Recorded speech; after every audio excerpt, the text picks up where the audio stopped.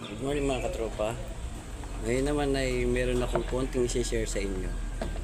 Sa mga hindi nakakaalam, ibabahagi ko lang po ito kung paano mag-design ng kwarto, kung ano yung magandang design. Bali naglagay muna ako siya ng dalawang pintura.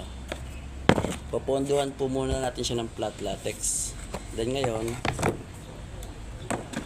maglalagay tayo ng kulay. Ito lang po kasi available na kulay, kaya ito muna ang gagawin ko.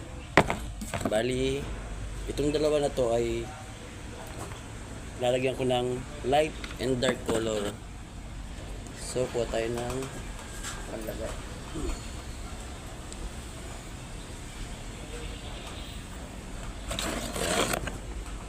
Lagyan natin ng dark color.